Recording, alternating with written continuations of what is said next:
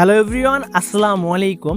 আপনারা যারা 15,000 টাকার মধ্যে একটা গেমিং ফোন কিনবেন এ ধরনেরই পরিকল্পনা করেছেন, স্পেশালি তাদের জন্য আজকের এই ভিডিও।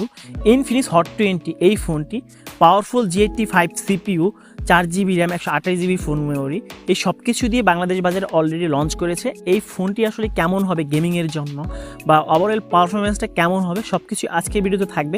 তো চলুন আর দেরি না করে শুরু করা যাক।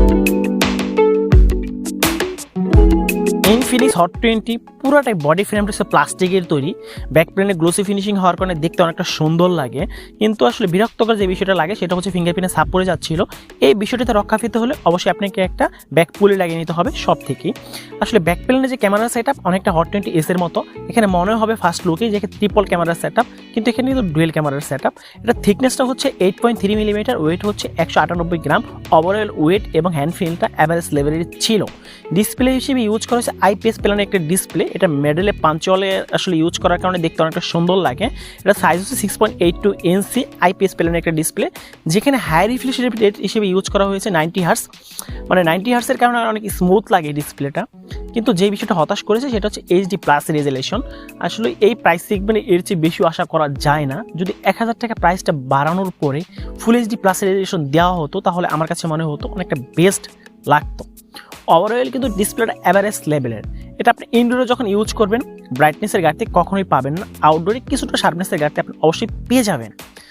সবচেয়ে যে জিনিসটা আসলে ভালো লেগেছে সেটা হচ্ছে এটার সিপিইউ পারফরমেন্স। কিন্তু তার আগে বলতে চাই এটা ক্যামেরা। এটার যে মেন শুটার 15 মেগাপিক্সেল আর একটা কিউভিজি আসলে লেন্স ইউজ করা হয়েছে, ডুয়েল ক্যামেরা সেট আপ। এখানে কোনো ধরনের আসলে মাইক্রো লেন্স, ওয়াইড অ্যাঙ্গেল অথবা ডেপথ সেন্সর ইউজ করা হয়নি, যেটা অনেকটা হতাশ করেছে। এই প্রাইস সেগমেন্টে কিন্তু অনেক ফোন ওয়াইড অ্যাঙ্গেল দিচ্ছে, মাইক্রো লেন্স দিচ্ছে, ডেপথ সেন্সর দিচ্ছে। আসলে এ ধরনের কোনো লেন্সই আপনারা পাচ্ছেন না। ফ্রন্টে পেয়ে যাবেন 8 মেগাপিক্সেল ক্যামেরা। এটাতে অ্যাভারেজ লেভেলের আসলে ক্যাপচার ইউজ করতে পারবেন, মানে ফটো ক্যাপচার করতে পারবেন। এখানে কিন্তু আপনি ডিএসএলআর মোডে পিকচার তুলতে পারবেন, যদিও ডেপথ সেন্সর দেওয়া হয়নি। এটা আসলে সফটওয়্যার বেসিক্যালি করা হয়। ওভারঅল আসলে ক্যামেরার সেগমেন্ট বলা যায় অ্যাভারেজ। আমি সবসময় একটা কথা বলে থাকি, একটা ফোনের মেন মেরুদণ্ড হচ্ছে ওই ফোনের সিপিইউ। ওই ফোনের সিপিইউ যত বেটার হবে ওই ফোনটার পারফরমেন্সটা তত বেটার করবে। ফোনটিতে সিপিইউ হিসেবে ইউজ করা হয়েছে মিডিয়াটেকের G85। এটা একটা পরীক্ষিত সিপিইউ, অনেক ফোনে ইউজ করা হয়েছে। বলা যায় যে এই সিপিইউটা একটা গেমিং সিপিইউ। এটা সর্বোচ্চ ক্লক স্পিড 2.00 গিগাহার্টজ। এটাতে ফ্রি ফায়ার, পাবজি অনেক স্মুথলি খেলতে পারবেন। যদি আপনি হাই গ্রাফিক্সে খেলতে চান তাহলে কিছুটা ল্যাগ করার সম্ভাবনা রয়েছে লং টাইম খেলার পরে। অনেক স্মুথলি কিন্তু নর্মালি আপনি গেমগুলো খেলতে পারবেন। আমি যখন ফ্রি ফায়ার খেলতেছিলাম কোনো ধরনের ল্যাগ পাচ্ছিলাম না, লং টাইম খেলার পরেও আমি কোনো ধরনের হিটিং ইস্যু পাচ্ছিলাম না। যখন আসলে হাই গ্রাফিক্সে খেলতে যাচ্ছিলাম তখন কিছুটা ল্যাগ করার সম্ভাবনা আসলে ছিল বা অনেকটাই করতেছিল।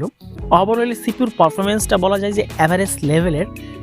এটা চার্জ ব্যাকআপ হিসেবে যখন কথা বলবো তখন 5000 এমএএইচের বিগ ব্যাটারি ইউজ করা হয়েছে, যাকে চার্জ করার জন্য 18 ওয়াটের ফাস্ট চার্জারও ইউজ করা হয়েছে। ওভারঅল এটার পারফরমেন্সটা অ্যাভারেজ। এখন এই ফোনটি কী কী ল্যাকিংস আছে, মানে কেন এই ফোনটি আপনি কিনতে পারেন না সেই বিষয় নিয়ে কথা বলবো। সেটা হচ্ছে এই ফোনে ফার্স্ট যেই জিনিসটা ইমপ্রুভ করতে পারতো সেটা হচ্ছে ডিসপ্লে সেগমেন্টে।